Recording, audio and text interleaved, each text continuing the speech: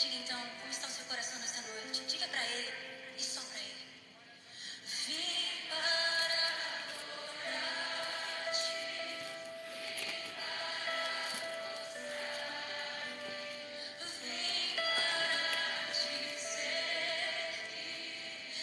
meu Deus. És totalmente amável, totalmente digno, tão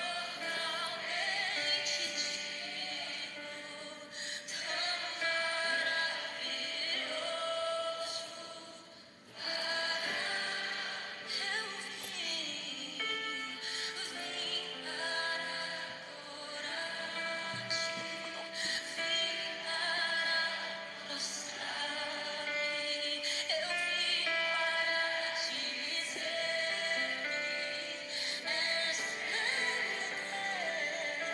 és totalmente amável, totalmente digno, tão Buenas, buenas, jogados! Estamos aqui ao vivo hoje, segunda-feira. Bora para o nosso tempo de reflexão aqui. Hoje eu quero falar com vocês sobre ser cristão. A gente vive uma modinha do ser evangélico, principalmente no Brasil. Nós vamos entender o que é ser um cristão, segundo os conceitos de Deus, segundo os conceitos do próprio Cristo, né? Vamos compreender na ideia desse Cristo o que é ser cristão.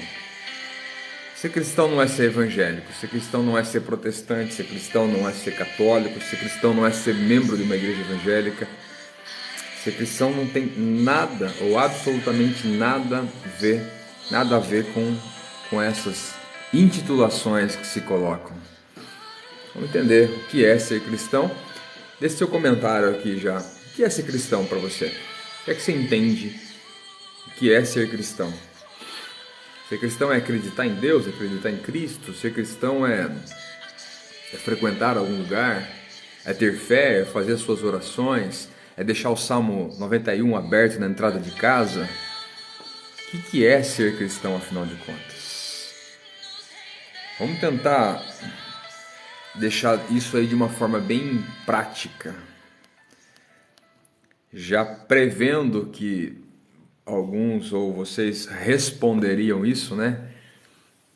Ser cristão é andar com Cristo, Saulo colocou aqui, né? Ser cristão é andar com Cristo, mas o que é andar com Cristo? Obedecer seus ensinamentos, pronto, Saulo já foi um pouco mais para a prática. Mas Saulo não é, ser cristão não é isso, não é obedecer aos ensinamentos desse Cristo. Não é, definitivamente não, eu vou te explicar o porquê que não é obedecer aos ensinamentos desse Cristo. O que é ser cristão na visão de vocês? Buenas para a Lilian que está chegando aqui, valeu para o Saulo, já vou falar contigo, Jonathan, valeu, buenas, Adrianice, Simone, Jussá, Rossano, buenas, Carlos Araújo, todo mundo que está chegando aqui já. Ó. Fernanda está dizendo ser imitador de Cristo. Fernanda está colocando aqui, ó. O Elson é acreditar em Deus que fez o planeta todo. O Elson colocando aqui, ó. Será que ser cristão é isso? O Jonathan colocou aqui, ó, ser parecido com a pessoa de Jesus. Vamos lá, o que é ser cristão? Essa é a pergunta e é sobre isso que eu vou falar com vocês hoje. Sobre ser cristão. E ser cristão não é muita coisa que vocês pensam que é. Na verdade, em grande parte a igreja evangélica vende a ideia de ser cristão que não tem nada a ver com Cristo. E eu quero deixar de uma forma bem prática para vocês. Quero refletir aqui de uma maneira bem prática para vocês não terem dúvida mais sobre o que é ser cristão. Ser cristão é ter amor ao próximo. A Nanda colocando aqui, ó. Bom, vamos lá. Vamos lá? Abra sua Bíblia comigo em Atos capítulo 11. Atos capítulo 11. A Carmen colocando, e se doar ao próximo. O Saulo tá ansioso aí, ó, para saber. Vamos lá. Atos capítulo 11. A gente vai refletir aqui, começar a refletir.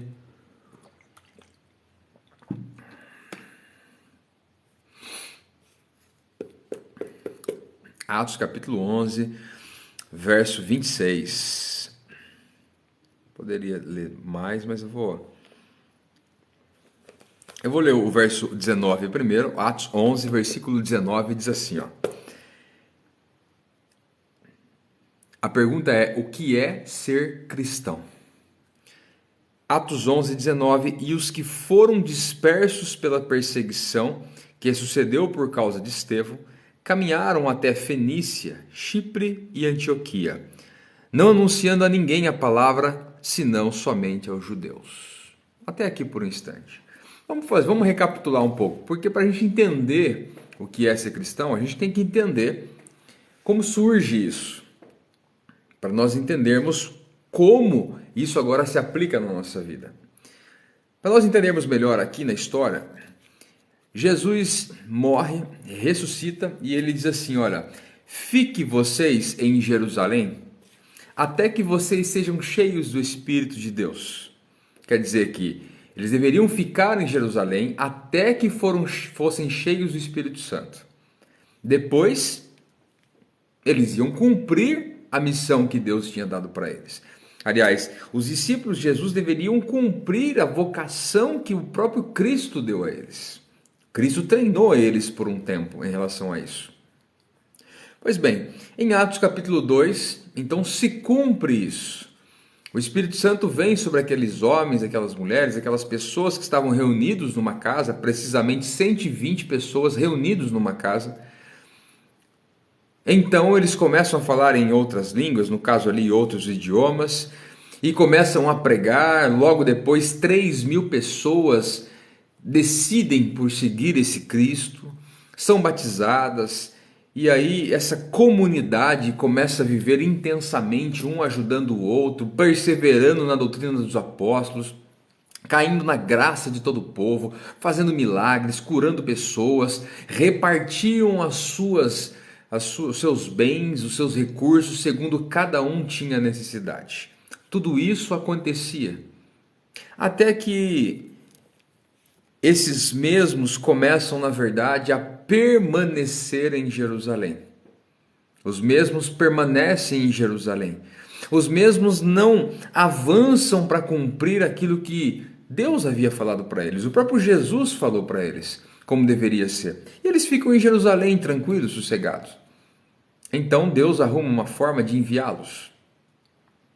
Era para eles ficarem em Jerusalém até que fossem cheios do Espírito Santo. Foram e permaneceram. Porque eles podem tomar a decisão. E eles tomaram a decisão de permanecer. Então aqui no versículo 19 de Atos 11, e os que foram dispersos pela perseguição que sucedeu por causa de Estevão, quer dizer, começou então uma perseguição. Uma perseguição assolou aqueles que seguiam a Jesus ali. Estevão, por exemplo, foi morto, foi apedrejado. E eles chegam a alguns lugares por causa dessa perseguição. Dentre os lugares que chegam, eles chegam em Antioquia. E no versículo 26 diz assim, ó. E sucedeu que todo um ano se reuniram naquela igreja e ensinaram muita gente. Em Antioquia foram os discípulos pela primeira vez chamados cristãos. Então aqui, pela primeira vez, a gente vê a terminologia cristão ser aplicado. Pela primeira vez, alguém é chamado de cristão. E é interessante que quem os chama de cristão aqui, quem os chama de cristão, não são os evangélicos, protestantes, católicos, até porque tais não existiam. Quem chama de cristão aqui não eram os discípulos de Jesus, não era o povo da igreja. Quem os chama de cristãos aqui não eram os próprios cristãos. Eles não se chamam e nem se denominam de cristãos.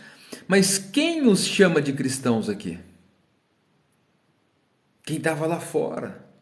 Eles olhavam para essas pessoas e falavam assim, olha, esse pessoal aí, ele se parece com aquele tal Cristo.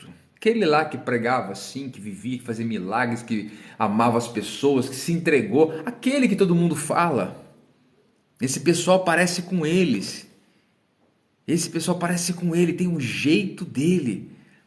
Falam igual, se expressam igual.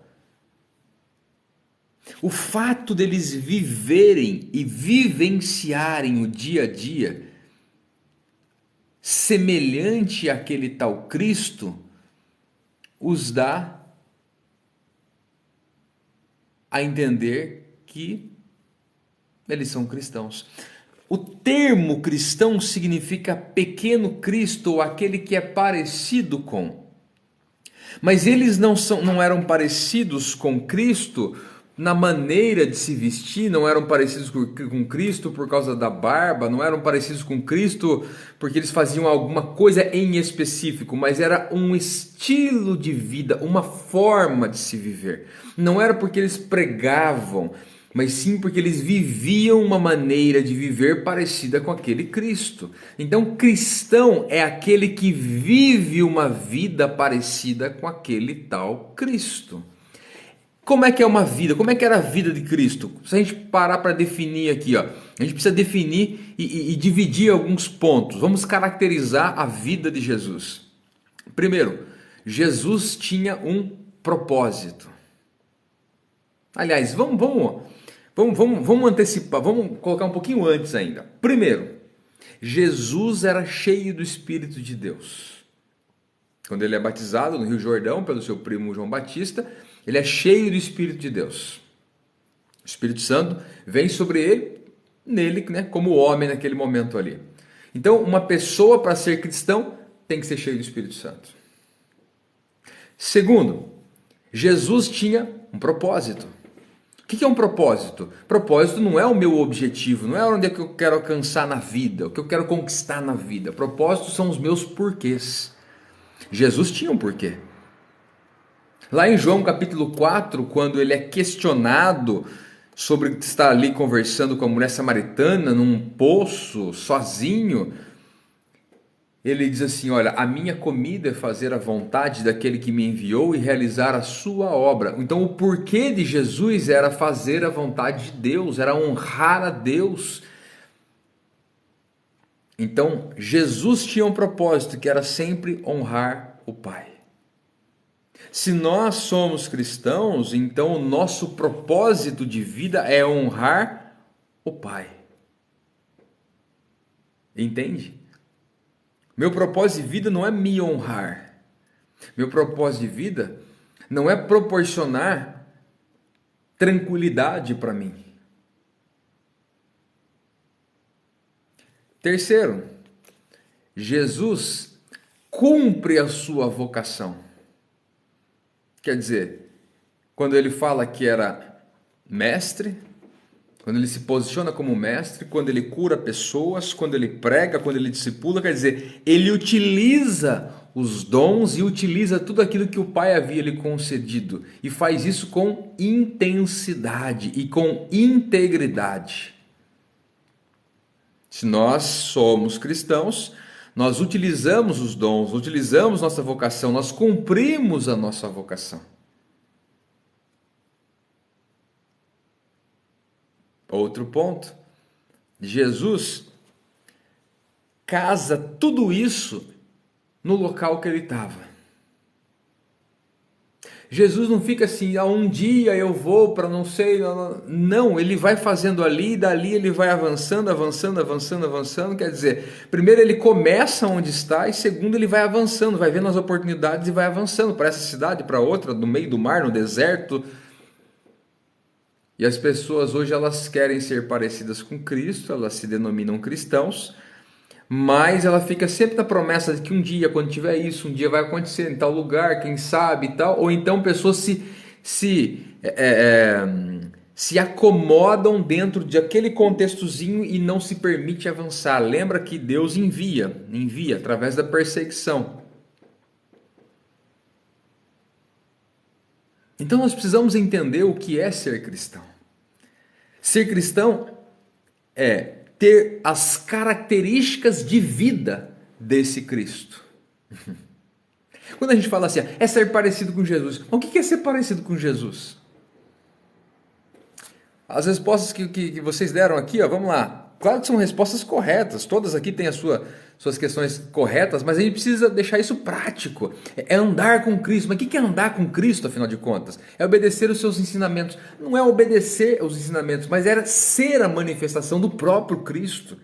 Quer dizer, eu não sou um terceiro que obedece, eu vivo isso intensamente. É acreditar no que Deus fez, o planeta todo e tal. É mais do que acreditar, porque a Bíblia diz que os demônios creem e tremem também. Eles também acreditam nisso. Nem por isso são cristãos.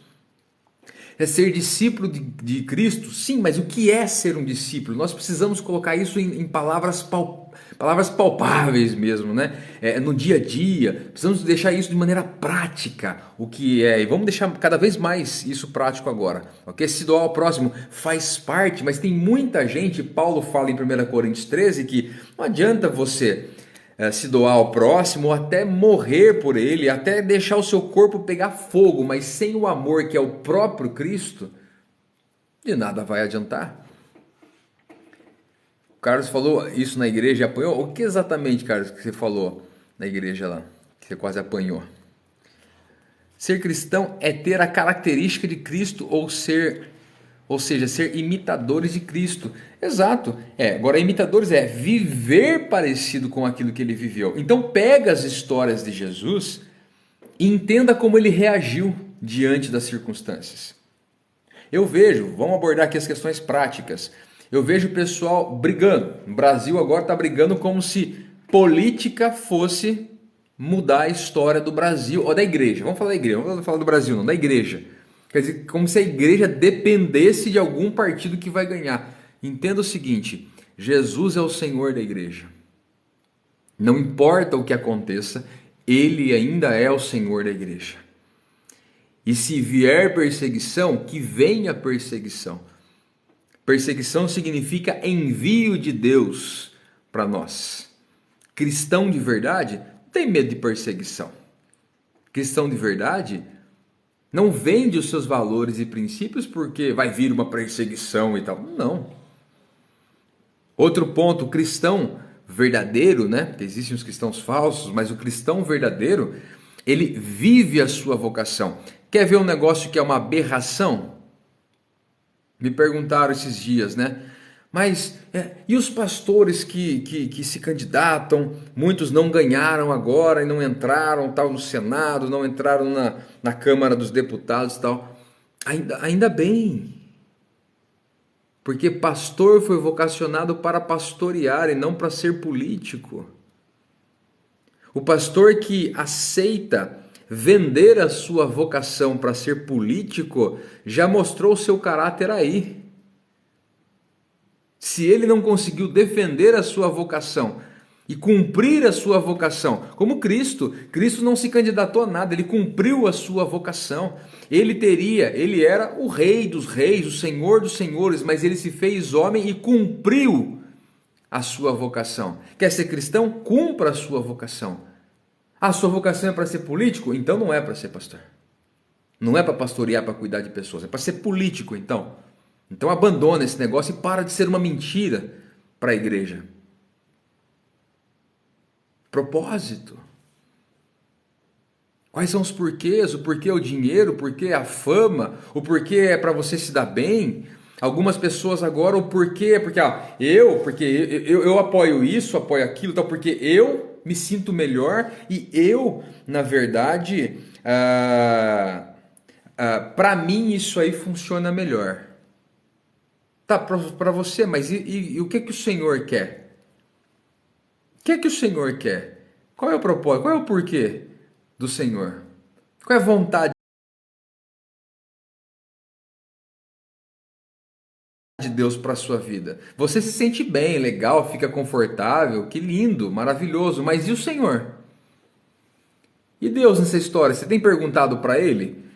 Eu fico espantado como as pessoas hoje em dia elas não perguntam mais para Deus o que é que Deus quer da vida delas. Elas não sentam numa mesa assim e falam assim: e aí, Senhor, o que é que o Senhor está querendo? Aí vem Jesus e fala: a minha comida e a minha bebida é fazer a vontade daquele que me enviou e realizar a sua obra. A obra é de Deus. Eu apenas vivo-a. Então, ser cristão é muito mais profundo, vai muito além de eu acredito em Jesus e faço as minhas orações para Jesus e... Não, vai muito além disso. As pessoas, agora o detalhe é que as pessoas de fora, preste atenção nisso, as pessoas lá de fora, elas vão olhar e elas vão dizer que a gente é cristão. Não é a gente que vai falar isso. Quando você conversa com uma pessoa, a primeira coisa a pessoa fala, ela quer dar um nome de lugar que ela vai, né? Então, quando eu pergunto para a pessoa assim, olha, como é que você está com Deus? É muito clássico eu fazer isso, né? Eu sempre faço. Muito comum. Como é que você está com Deus? A pessoa fala assim, então, eu estava indo na igreja, aí eu parei e tal, para. A minha pergunta não foi essa. A minha pergunta é simples. Como você está com Deus? As pessoas não conseguem responder isso sem colocar uma instituição, sem colocar um dogma, sem colocar alguma coisa. E ser cristão não é ter as características desse Cristo e viver parecido com ele. E esse Cristo, me parece, na Bíblia, que se relacionava muito pessoalmente com o Pai. Ele conversava com o Pai. Aliás, ele dizia assim, olha, eu quero que vocês sejam um como eu e o Pai somos um. Ser cristão vai muito além. E quando ele diz, eu quero que vocês sejam um como eu e o Pai somos um, é que nós devemos quebrar as barreiras que nos separam e nos amarmos mais independente dele. Eu vejo que esse tempo que o Brasil está vivendo agora é um tempo bom. É um tempo bom, ok? É um tempo muito bom. Você pode achar que é terrível, né? Mas é bom. É bom por quê?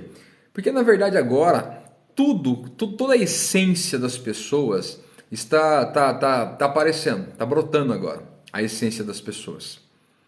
Então você vê a igreja evangélica como ela está se comportando e ela é muito corrupta. A igreja evangélica como instituição é muito corrupta e como ela se comporta, um absurdo ficar fazendo as aberrações que a igreja evangélica tem feito hoje nos seus púlpitos, né, nas suas canções, gritando fulano é o salvador do Brasil e etc. Que aberração que eu vi esses dias. Enviaram vídeos de igreja evangélica lá, aquela multidão lá dentro no púlpito, tudo pulando, tá fulano é o salvador do Brasil, não sei o que, não sei o que, não sei o que. Eu falei, meu Deus do céu, graças a Deus o Brasil está passando por isso, porque agora nós estamos vendo de uma maneira muito mais explícita o tamanho da corrupção do Brasil, né? A igreja brasileira é um antro mesmo, né? Aliás, muito tempo que já é. Muito tempo que já é. Mas agora está aflorando e a gente não está percebendo isso. Do outro lado, nós também temos isso acontecendo. Como se existissem salvadores do Brasil. E nós somos cristãos, por quê? Porque nós não colocamos a nossa esperança em nada disso e porque nós temos um Senhor. Nós temos um Senhor. E quando eu digo que tudo isso é muito bom acontecer, porque o verdadeiro cristão, ele aparece na hora que a batata assa. Ele permanece ele prevalece a hora que a batata assa. Então tanto faz. A gente vai descobrir. Velho. Isso aí vai sendo revelado. Isso aí vai acontecendo. Isso aí vai se mostrando. E nós precisamos cada vez mais ser parecidos com Cristo, gente. Nós precisamos cada vez mais ser parecidos com Cristo. Eu confesso para vocês que eu estou um pouco assustado até com a forma como as coisas têm acontecido. E em parte triste e em parte muito satisfeito, porque na verdade, olha que dualidade, né? Ou trialidade aí de sentimentos, né? Eu fico triste pela realidade ser essa mesmo e eu já sabia, né? Ao mesmo tempo eu fico alegre porque, como eu já sabia, eu confirmo cada vez mais que eu estou no caminho certo. Cada vez mais eu falo assim, puxa vida, jogados para fora é isso. Não tem como não ser isso. É isso. Jogados para fora desse sistema mesmo. Eu tô fora desse sistema do mundão aí e tô fora desse sistema religioso também. Não tem como. E ao mesmo tempo eu fico surpreso com a intensidade que isso começa a acontecer agora. Não é mais nos bastidores. Agora isso é intenso. De todos os lados. Então eu vejo que esse ano, principalmente, a gente pôde entender muito bem.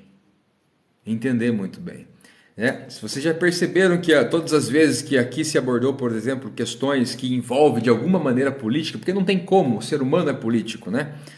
Tem política em tudo, política é a arte de governar. Quando você fala assim, olha, a política pública em relação os refugiados no Brasil, assim, se assado, porque olha, o país deveria se posicionar assim, porque é uma questão humanitária tal, parece que você está falando de candidato, disso, que o Brasil agora está assim, mas é interessante você ver que o cristão verdadeiro, ele não se posiciona partidariamente em nenhum momento. E aí daqui a pouco, né, se eu começo a falar de política aqui, um já o outro. E na última live a gente falou sobre equilíbrio, sobre maturidade. O cristão verdadeiro, ele busca o seu equilíbrio no Senhor. Ele é contra aquilo que o seu Senhor é contra. Mas o foco dele é Cristo. O foco dele é Cristo. Eu falo isso porque eu tenho muita tranquilidade em conversar sobre qualquer tipo de assunto e me posicionar, né? Independente eu me posiciono encontrando situações positivas, negativas, boas e ruins em várias situações e tal. E é interessante como aquele que não vive com o Senhor, ele não consegue fazer isso. Porque a esperança dele é tanta numa situação, numa empresa, num governo, numa pessoa tal, que ele quer tentar a todo momento se convencer de que aquilo ali é a única verdade. Porque aquilo lhe dá segurança. Então, se aquilo ali não for a única verdade, eu estou ferrado, porque é a minha segurança. Então, a mente do ser humano, ela produz informações, o subconsciente traz informações para o consciente para reafirmar a todo momento que aquilo é a sua verdade e você não pode deixar isso escapar. E as pessoas nem imaginam, né, que isso está acontecendo dentro delas. É uma questão psicológica, psicanalítica também. Mas ser cristão é isso que eu falei para vocês aqui. Ser cristão não é acreditar em Jesus. Não é colocar uma faixinha aqui escrito Jesus Cristo salva. Não é frequentar uma igreja. Ser cristão é muito mais profundo do que isso, né? Vocês viram aqui o quanto conversamos a respeito aqui. Ser cristão é muito mais profundo do que isso. Muito mais profundo. A Osana colocou: Deus é maravilhoso, em ti descansamos. Amém. Nando, eu estou tentando ter autocontrole, mas é muito difícil ficar tranquilo com tanta coisa distorcida. Brother, não tenha dúvida que é. E eu falo por mim, porque, Nando, eu sou muito enérgico em muitas situações, certo? Mas a gente precisa entender o seguinte. Ó, vou te dar uma dica que eu procuro seguir. Eu procuro escolher as brigas que eu vou entrar, ok? Na briga política, eu não entro. Não vou entrar, ok? Porque, na minha opinião, todo governo tem uma pancada de coisa errada e o Brasil não vai mudar politicamente nunca. Ponto. Essa é a minha opinião. Não vai haver transformação política no Brasil nunca. Essa é a minha opinião. Ninguém precisa concordar e nem assinar embaixo, tá bom? É minha opinião.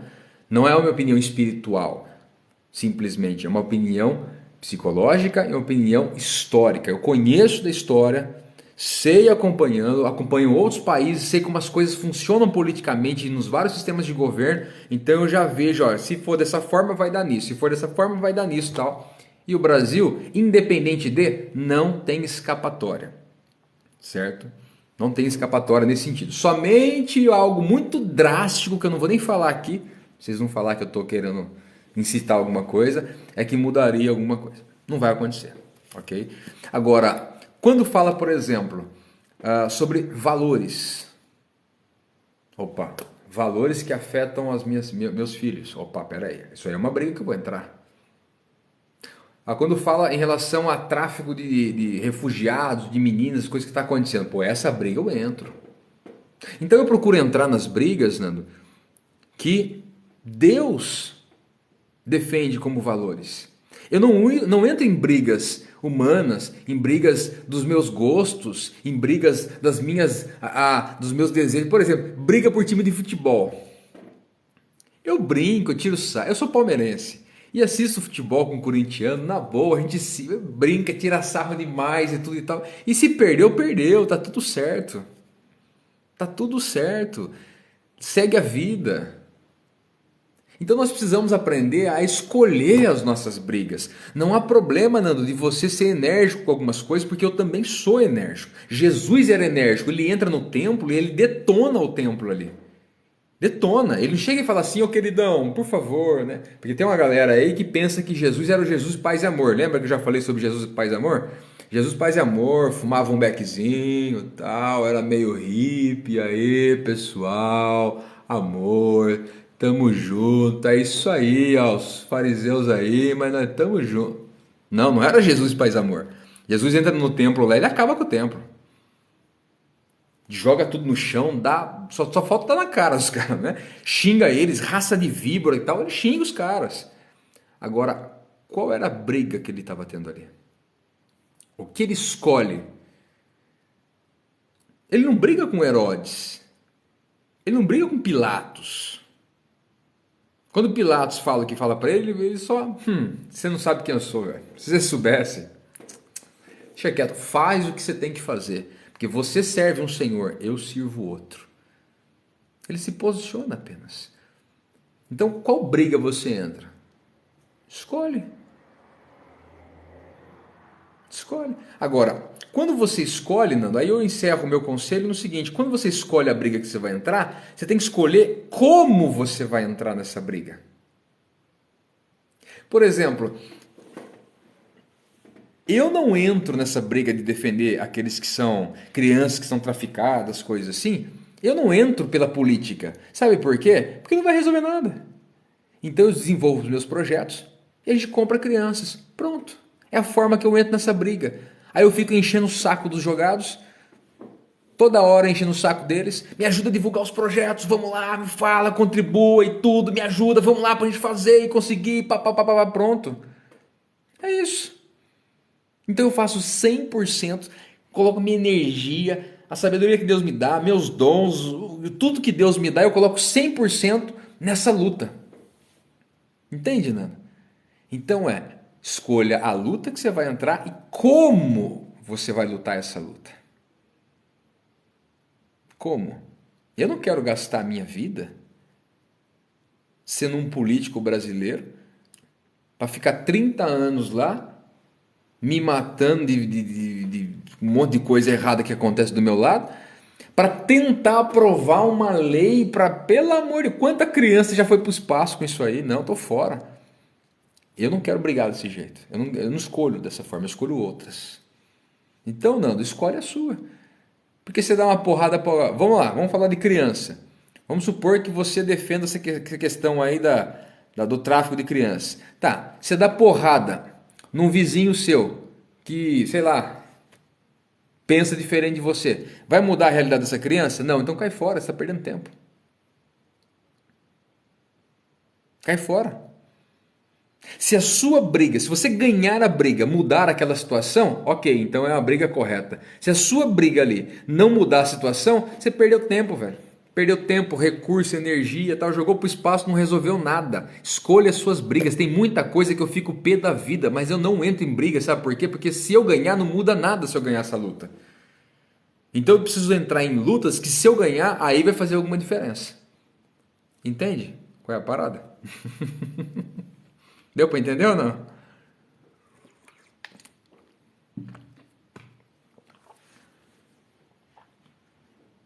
Deu para compreender?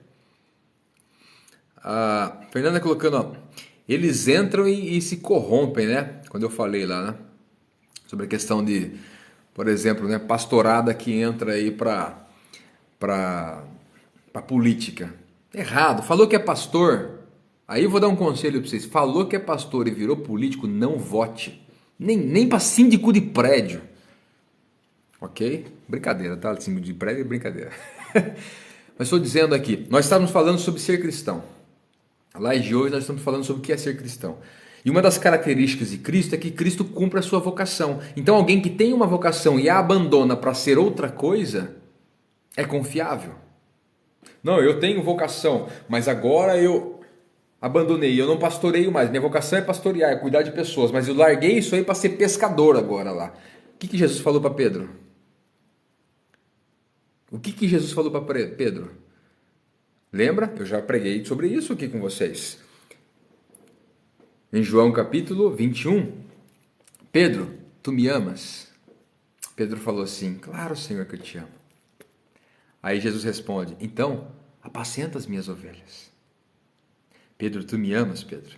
Claro, o Senhor sabe que eu te amo. Pedro, então apacenta os meus cordeiros. Pela terceira vez Jesus pergunta, Pedro, tu me amas, Pedro? Aí Pedro fala, Senhor, o Senhor sabe de tudo, o Senhor sabe que eu te amo. Então apacenta as minhas ovelhas, Pedro.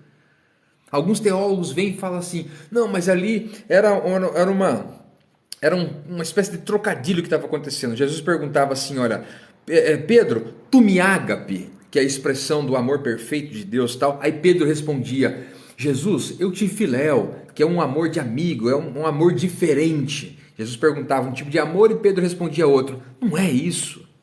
Não é isso pela resposta que o próprio Jesus dá. Uma réplica de Jesus em relação à resposta de Pedro. Você me ama, Pedro? Então apacenta as minhas cordeiros, apacenta as minhas ovelhas. Olha, Jesus chama Pedro e fala assim, agora eu vou transformar você em pescador de homens, não mais de peixes. Aí que quando Jesus sai da história, Pedro volta a pescar peixe. Amar a Deus é cumprir a vocação que Deus nos dá. Não dá para ser cristão sem eu cumprir a minha vocação. Não dá.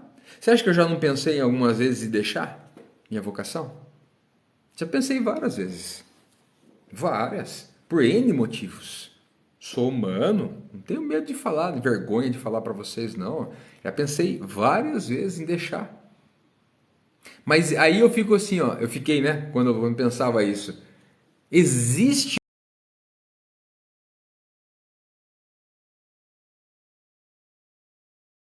um Everton, discípulo de Jesus, sem viver a vocação que Jesus me deu? Como é que vai ser isso? Como é que vai ser isso? Se o que me caracteriza como parecido com Cristo é viver parecido com Cristo. Se eu não vivo parecido com Cristo, como é possível eu ser parecido com Cristo? Olha que doideira. Tá travando só para a Osana ou para todo mundo?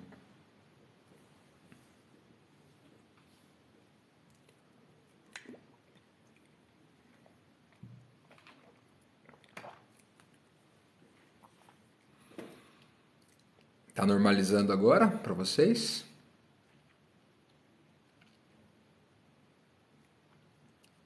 Voltou? Tá bem, então. Pode acontecer. Tá bem. Obrigado por me avisarem, viu? Então eu vou tentar repetir pelo menos um trechinho aqui, ó. É impossível eu viver sem cumprir a minha vocação e mesmo assim dizer assim, eu sou cristão. Porque o que me caracteriza como cristão é me parecer com Cristo. E Cristo tem aquelas características que nós citamos há pouco aqui, a vida de Cristo. Não tem como. Não tem como. Nós precisamos entender quais são essas características. Cheio do do Espírito Santo. Essa é a característica. Relacionamento profundo com Deus, essa é a característica. Cumprir a vocação, essa é uma característica. Enfim, são várias características do cristão. Nós precisamos nos posicionar como cristãos na vida diária. É como discipulado, né? Às vezes eu vejo o pessoal, e a gente vai trabalhar isso na nossa Seara Online, tá? Nós vamos trabalhar isso. Então, no próximo, hoje dia 24, deixa eu olhar aqui, ó. Então, não é nesse domingo agora, no outro domingo já é a nossa Seara On. Ok? Seara Online. Não é nesse próximo, no outro, é a nossa Seara Online. Certo? 10 horas da manhã, horário de Brasília vai ser. E nós vamos trabalhar essas questões de discipulado também, sabe? Porque algumas pessoas pensam que discipulado é sentar numa salinha ali na igreja e dar um estudo bíblico e ir embora. O pessoal acha que discipulado é isso. Fala para mim como é que foi o discipulado de Jesus com o pessoal lá. Como é que Jesus discipulou eles? Vamos ver quem é que sabe aqui como é que Jesus discipulou eles. Bora lá, pessoal. Vamos curtir, jogados. Vocês estão me abandonando na curtida aqui? Bora curtir. Bora. Bora aqui, ó. Dedinho. Isso. Bora curtir aqui. Vamos compartilhar, vamos curtir. Bora comentar aqui, ó. Carlos Araújo colocou na prática. Beleza, mas como é que é na prática? Me fale algumas coisas. Algumas coisas que você entende que Jesus fez ali, que isso pode ser encarado como discipulado. A Érica colocou aqui, ó, caminhando junto. Vamos tentar especificar mais. A gente precisa ser mais prático mesmo, ok? Mais dia a dia, certo? Eu gosto de ser muito prático para não ter dúvida, porque quando a gente fala assim, ó, Jesus discipulou na prática. Mas o que significa isso? O que é isso? Como é que eu coloco? Como é que eu copio isso? Tem que ser alguma coisa que você consiga avaliar e copiar. Ok? Então, todas as vezes que eu fizer uma pergunta assim, vamos tentar não ser abstrato. Como é que você não é abstrato? A resposta ela tem que ser auditável, quer dizer, você tem que conseguir verificar aquilo ali, provar aquilo, e tem que ser copiável. Tá? Eu tenho que conseguir copiar isso. Então, na prática, como é que eu avalio isso e copio? Tem como? Tem que especificar mais. Caminhando junto. Como é que eu avalio isso? Como é que eu copio? Comunhão. Como é que eu avalio isso? Como é que eu copio? Fazer o bem ao próximo. Como é que eu avalio isso? Como é que eu copio? Vamos tentar especificar. Jesus ia na casa e almoçava com quem não valia nada. Com quem era desprezado. Pronto. Dá para eu avaliar isso? Dá. Dá para eu saber se o cara foi mesmo? Sim, porque eu estou vendo lá. Ele entrou na casa de uma pessoa desprezada, ele não entrou na casa de uma pessoa desprezada. Dá para eu copiar isso? Dá, eu vou procurar uma pessoa que é desprezada e vou comer com ela, vou sentar e comer com ela. Pronto. Isso é prática. Jesus chamou um cobrador de impostos, que o pessoal fazia o quê? Fugia. Mateus, por exemplo, desprezado, uma escória para o povo judeu. E Jesus pega e chama ele, e caminha junto, e fica junto, e vai na casa dele, e ele vai junto com Jesus, ele dorme perto de Jesus, ele conversa com Jesus, e Jesus ensina ele, Jesus convive com ele no dia a dia. Quer dizer, um pecador, e Jesus faz isso no dia a dia. A Meire colocou: Jesus discipulou, curando, ensinando e amando, sempre no gerúndio aí, né? Carlos Araújo: ele ouvia e via as coisas que Jesus fazia, depois ele os enviou para fazer igual. Beleza. Nando: discipulado foi através de ensinamento e praticando ações de um cristão verdadeiro. Beleza. Olha lá, beleza, gostei aqui, ó. Ali colocou o seguinte, ó: falou com a mulher samaritana. Pô, prático isso. Ele falou com a mulher samaritana. Quem era a mulher samaritana? Uma mulher que era inimigo do povo deles. Eles eram inimigos em termos de povos, quer dizer, uma pessoa que era discriminada, uma minoria, como a galera gosta de falar hoje, né? Uma minoria. Era uma pessoa discriminada. Ninguém daria trela para ela. Jesus correu o risco de ser chamado muita coisa por estar conversando com uma mulher sozinha num poço e uma mulher samaritana. Quantas pessoas nós abordamos, conversamos, sentamos, né? Você pega uma mendiga, você pega uma mulher viciada, uma prostituta. Você tem coragem, vocês aí mulheres, tem coragem? Chama uma prostituta aí, pega 3 irmãs aí, vai de carro à noite, chama uma prostituta, paga para ela o que ela ganharia de cachê só para vocês sentar lá e tomar um negócio com ela, toma um café com ela, conversa só para ouvi-la. Tem coragem de fazer isso? Ué, ou você acha que Jesus ia frequentar que tipo de lugar? Você tá brincando? Você acha que ele ia para a Universal, para o Templo de Salomão, é? Ah!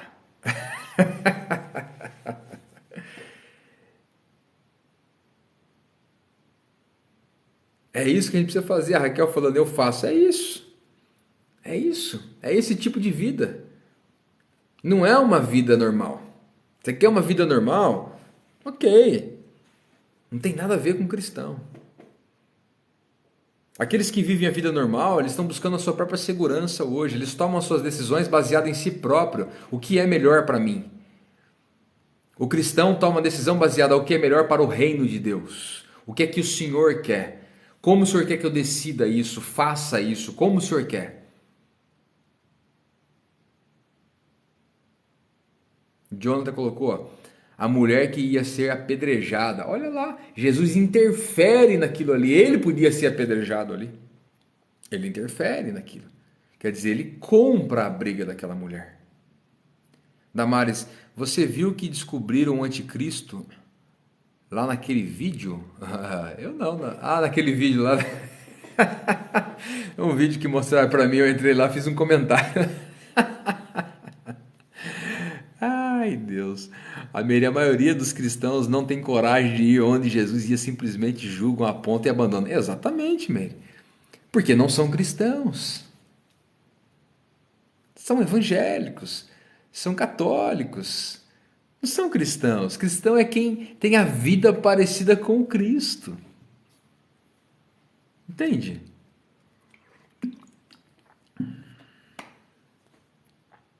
Esses são cristãos. É quem parece com Cristo. No seu tipo de vida, no seu estilo de vida. Por que que nesses anos, em épocas, né, em fases, por exemplo, que eu tinha muita grana, muito dinheiro, você nunca me viu andar com aquela BMW chique, gostosa, não sei o quê. Por quê? Porque o meu estilo de vida sempre foi o mais parecido com Cristo. Então eu sempre preferi o quê? Eu prefiro sustentar 30 famílias de missionário do que comprar o não sei o que para mim aí. Cristo faria o que com isso nas mãos? Essa é a pergunta. O que Cristo faria? A pergunta não é o que é melhor para mim nesse momento. O que vai me dar segurança? Porque a gente quer segurança. Esse é o ponto. Foi na casa de Zaqueu, a Ju está colocando. Exato. Foi na casa do Zaqueu. Quem iria na casa do Zaqueu ali? E ele se convida para ir na casa de Zaqueu. Interessante é isso, né? Não foi Zaqueu falando, oh, vamos lá. Não, eu vou lá na sua casa hoje. Zaqueu ficou assim, pô, na hora. Raquel, serve ao próximo. A Lu colocando, o povo gosta de pregar no púlpito. Bem vestidos e com ar condicionado. E se não tiver, ainda reclama, né, Lu? Se não tiver a aguinha, não sei das quantas, o sol, não sei das quantas e tal, como eu já contei para vocês aqui que alguns já fizeram, né, que eu vi. E é assim. E eles acham que isso é ser cristão. Isso é fazer a obra de Deus. Uau! Tem nada a ver com Cristo isso. Eu fico impressionado com esse Deus. Esse Deus evangélico, ele é bem engraçado, né? Ele é bem engraçado, esse Deus evangélico. Porque é um Deus que, na verdade, vocaciona milhares de pessoas para serem pastores onde já tem milhares de pastores. Ele seleciona muita gente, dá um monte de dom para ficar tudo junto ali. Aí lá naquela tribo, ele fala assim, lá não. Aquele pessoal lá, que eles têm que se ferrar, mano. Aqueles ali não... Não, aquelas prostitutas, não, aquelas lá são vadias, tem que se ferrar. É um Deus estranho esse Deus evangélico e católico, não é? Você entra nos seminários evangélicos, vou pegar na região aqui, ó. Tem uma denominação aqui nessa região que tem 12 congregações aí. 12 igrejas aí, congregações, tá? 12. Duas tem obreiros. Ninguém do seminário que sai do seminário quer vir para as outras. Porque eles querem o quê? É assim, seminário evangélico. Já dei muita aula em seminários evangélicos, faculdade teológica, já tive escolas assim também já e tal. A maioria sim sai e já quer uma empresa chamada igreja para. É assim. Isso é ser cristão? Eu pastoreei dentro de um presídio de segurança máxima na Bahia. 3 pavilhões. Fizemos batismo e tudo. Na mira do fuzil. Eu gostava ali, gostava, porque ninguém faltava para os cultos, né? Tá todo mundo preso, também ia faltar. Né? O problema é dízimo e oferta que não rolava nada. Né? Jesus rompeu paradigmas e ganhou uma nação inteira através de um diálogo com a mulher samaritana. Pois bem, pois bem. Olha como Jesus quebra paradigmas, né, Mary? Quando se quebra paradigmas com os valores de Deus, os resultados que acontecem, né? A mulher samaritana começou a pregar no mesmo instante. Ela não foi para o seminário antes, não passou por discipulado, depois a classe de batismo, depois o batismo, depois não sei o que, não sei o que, não sei o que. Ela simplesmente conheceu a Jesus e foi transmitir isso para os outros e todos foram impactados. Simples, né?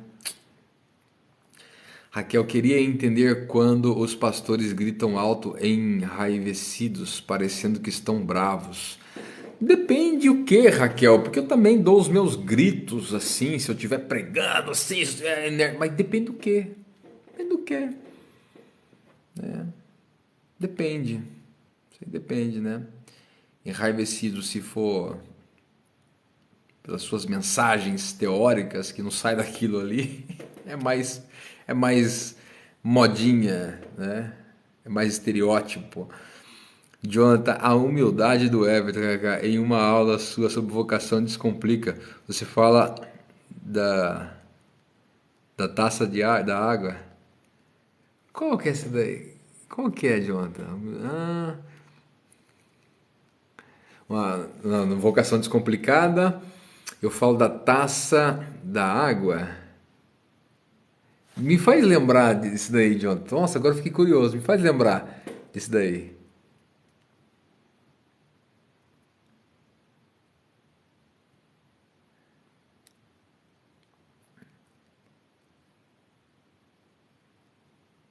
Eu ri ali, humilde.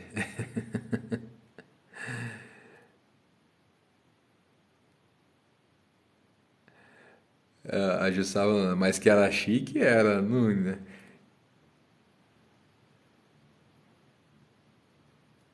A Regina colocando aqui, ó, Jesus elogiou a oferta da viúva. Exatamente. Exatamente pela posição do coração da viúva, ok? Exatamente porque ela vive o que Jesus acreditava e pregava, que é o quê? Ame a Deus com todo seu coração, com tudo, com tudo. O pessoal hoje ama a Deus com 10%, um pedacinho, ok? Um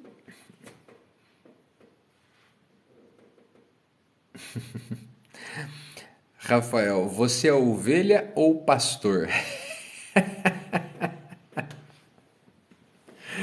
Que pergunta é essa, Rafael? Se eu sou ovelha ou pastor? Uau!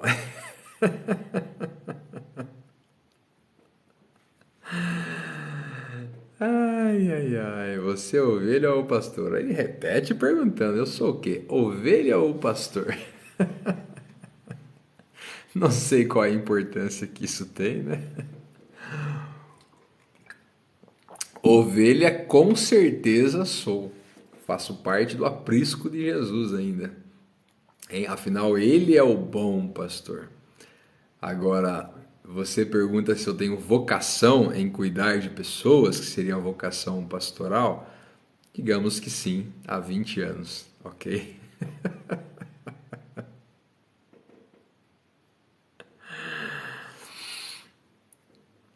Ale Rocha, você colocou aqui uma mensagem, brother, que eu não tenho. Eu imagino sobre o que você esteja falando, mas não sei aonde isso se encaixa, ok? O sistema é do diabo, Ale. O sistema é diabólico. Sistema é diabólico, ok? Ninguém vai mudar o sistema. Ninguém vai melhorar o sistema.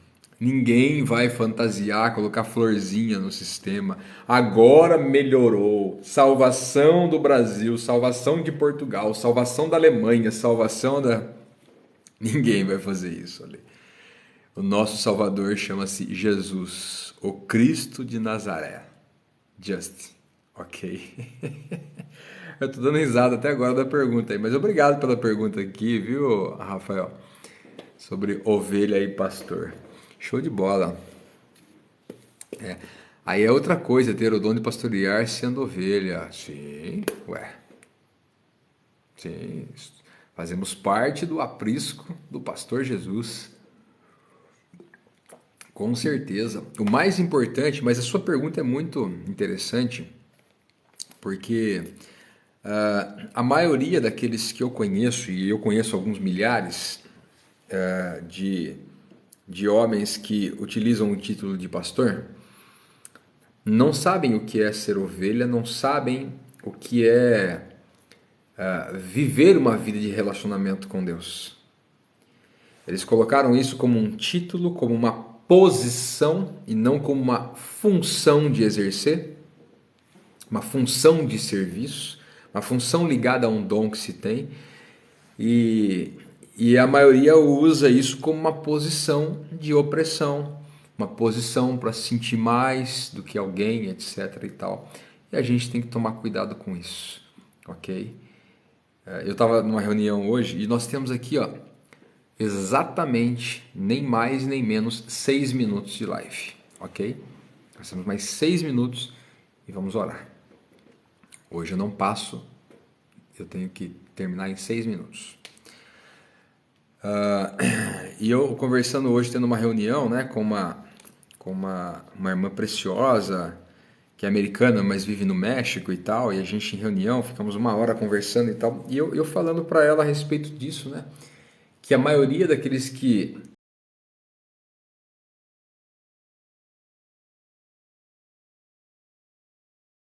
entre aspas, servem no ministério, eles esquecem que tem um chamado para seguir a Jesus, se parecer com Jesus, se relacionar com Jesus. E todo o restante é só consequência, é só o resultado de uma vida saudável com a pessoa de Jesus. O mais importante não é o meu ministério, o mais importante não é a minha pregação, o mais importante não é o que sai de mim para as pessoas e etc e tal. O mais importante é como está a minha vida com o Cristo. Isso é o mais importante. Se chegar em algum momento e eu precisar optar, você pode ter certeza que eu nem dou as caras mais e vou jogar a minha vida completa para me relacionar mais com o Senhor. Isso é o mais importante. O mais importante não é o ministério. Título, aí é que não é mesmo. Título, nem um pouco. Título, olha, na Bíblia, você vai pegar o Novo Testamento todinho e nunca vai ver alguém assim, olha, pastor Tiago, pastor Mateus, pastor fulano. Não tem isso. Porque era uma vocação e não uma posição. E tomaram isso como uma posição porque o ser humano gosta disso, né? Eu já contei para vocês que eu tinha um colega de ministério na igreja que eu trabalhava. E quando perguntavam o nome dele, por exemplo, ele ia para o cartório, né? Perguntavam o nome dele, ele falava pastor fulano. Aí a pessoa assim, mas o seu nome é fulano, então não, é pastor fulano. Ele colocou, ele tornou o pastor como um nome próprio agora. O primeiro nome do cara virou pastor. Eu dava tanta risada em relação a isso, porque na minha concepção era um absurdo. O cara não tinha entendido nada do que era pastorear. Entendeu nada. Ele encarou isso como um título, né? Como uma posição. Quer dizer, hoje eu compreendo bem mais por causa das questões bíblicas que eu me aprofundei e compreendo pelas questões psicológicas que para a pessoa se sentir pertencente, ele acoplou esse nome agora como um nome próprio para ele, né? Que esse nome lhe deu uma posição e agora nessa posição ele se sente alguém que não se sentia nada. E aí agora ele se sente alguém, porque quando ele chega no meio evangélico e ele fala pastor, todo mundo já, oh, pastor, oh, reverência, respeito, oh, pastor, todo mundo já fica assim, né? Eu já vi muito isso acontecer comigo também. Aí depois o pessoal me vê como é que eu faço e tudo e tal, aí já escracha. Mas como é que o pastor faz isso? Eu tiro a camisa, jogo bola, jogo basquete, tenho minhas tatuagens e bebo junto com eles aqui, sento e tudo e tal, e, enfim, sou um ser humano. Nem por isso deixo de cumprir a minha vocação, mas com simplicidade, sem perder minha identidade. A minha identidade não é pastor fulano, eu sou Everton, sou amigo de Jesus. Isso que é o mais importante. É isso aí, ó, John tá colocando, cuidar, preparar e orientar. Sim. Eu sempre sigo aquela trilogia que eu falo para vocês, tá? Que eu ensinei para vocês lá em Esdras, Neemias, depois Timóteo, fala isso também, né? Que é vida, estudo e ministério. Primeiro é uma vida transformada, uma vida de relacionamento. Segundo, aí um aperfeiçoamento no estudo, no conhecimento da palavra, da pessoa de Cristo, etc. e tal. Quer dizer, você vai se dedicar a buscar isso. Terceiro, aí você vai usar tudo isso para servir. Mas se a pessoa não tem vida, não tem um estudo, quer dizer, não adquire, como é que vai servir? Vai servir o quê? Vai servir o quê? Fala para mim. Fala para mim. Qual é o tipo de pessoa que você chamaria para ser o seu líder? Ele tem o que para agregar na sua vida? Aí, quando a gente fala em ministério, a gente está falando sobre isso. Então, se a pessoa não tem uma relação com Deus, não busca se aperfeiçoar e conhecer mais, etc e tal, como é que vai servir? Não serve, né? Vamos orar, jogados, vamos orar. Vamos orar, que nossa hora passa voando aqui, ó. Vamos orar, Papai do Céu.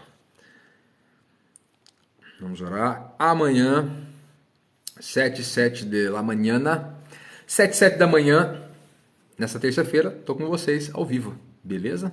Vamos tirar um tempinho de reflexão e de oração, tá bem? Em nome de Jesus. Vamos orar aqui, vamos orar, vamos orar, vamos orar. O Carlos já agregou valor, né? A parada lá do título de pastor. Deu uma valorizada ali pro cara, né? Ai, vamos orar, irmãos, vamos orar. Orem por mim também, tá? Tô precisando que o Senhor me dê sabedoria para algumas questões específicas, que eu tô buscando tentar conciliar também. Preciso muito de sabedoria de Deus para isso, ok? Então orem por mim, por favor, tá? Orem, não é uma questão que vocês vão conseguir resolver, é uma questão que somente Deus pode me iluminar, me orientar para que eu tome as decisões corretas, para que eu me ajuste da forma correta naquilo que é necessário, tá bom? Preciso muito, beleza? Tem coisas que eu falo com você aqui que eu falo, ó, eu preciso que você contribua, certo? Não adianta você orar, você tem que contribuir. Agora eu preciso que você ore para que Deus me dê sabedoria para algumas questões, tá bom? Eu preciso muito, tá? Vamos orar?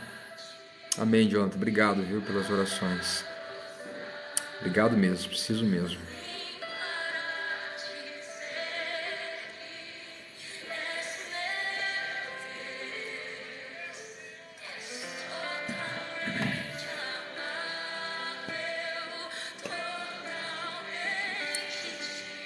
Senhor, nós te adoramos, Senhor. Nós te adoramos, nós te exaltamos. Como essa canção coloca, Senhor, nós viemos para te adorar. Tudo isso que nós estamos fazendo, Senhor, o objetivo final é que o teu coração se alegre em nós e que possamos conhecer mais o Senhor. Que nós possamos nos aproximar do Senhor mais. Que possamos nos relacionar mais com o Senhor. Que possamos nos aprofundar mais no Senhor. Se nós queremos ser pessoas mais solidárias, mais transformadas, pessoas mais caridosas, se nós queremos ser pessoas mais cheias de fé, se nós queremos mais dons, se nós queremos ser pessoas mais prósperas, se nós queremos ser pessoas mais sábias, a resposta para tudo isso é nos aproximarmos mais de Ti, Senhor. Ó Deus, que nós possamos nos aproximar mais do Senhor, pois o restante é consequência disso, Senhor. Que nós possamos ser mais parecidos com Cristo no nosso dia a dia, que as nossas decisões sejam pautadas nos valores, nos princípios desse Cristo. Que a gente possa imaginar como Ele faria em nosso lugar. Porque isso nos traz a identidade de cristãos. Mas talvez alguns vão dizer aqui, mas se eu fizer isso, eu sei que é o correto, no fundo eu sei que é o correto, mas eu vou ser prejudicado. O Senhor é sua justiça, o Senhor é o seu baluarte, o Senhor é aquele que te guarda, o Senhor é a sua misericórdia, o Senhor é a sua melhor resposta. Às vezes, uma decisão correta diante do Senhor nos traz prejuízos humanos. Mas esse é o momento de nós decidirmos com quem nós queremos nos parecer.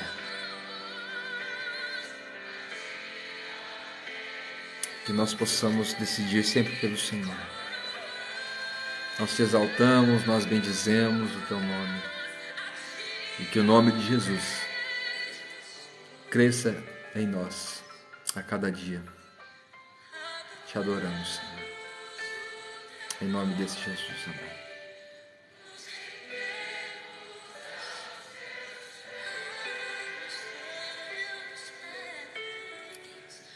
Consagramos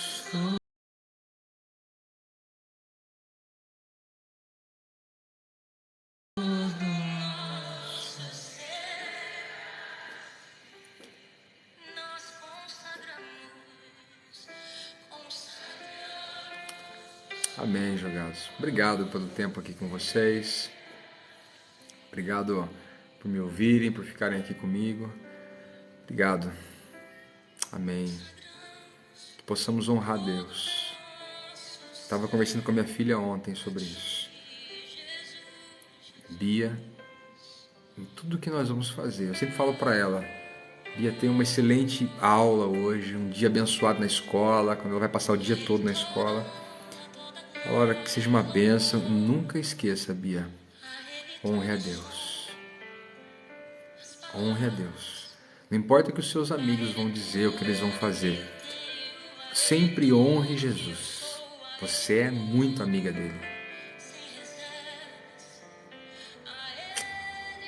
Deus nos ajude. Tá bem? Beijo no seu coração. Nos vemos amanhã, 7 da manhã. Você vai dormir comigo hoje aqui e vai acordar comigo amanhã. 7 da manhã eu tô ao vivo aqui com vocês, nessa plataforma e nessa daqui também. Ok? Pra gente tirar só alguns minutinhos de oração juntos.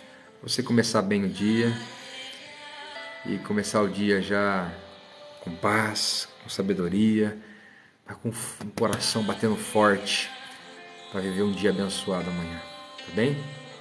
Judite esteve na casa dos meus pais. Beijão, Judite, para você e pro seu esposo aí, ó. Esteve lá visitando os meus pais com a Darden, com a Carla, que legal. Agora eu vou receber o presente, vai chegar.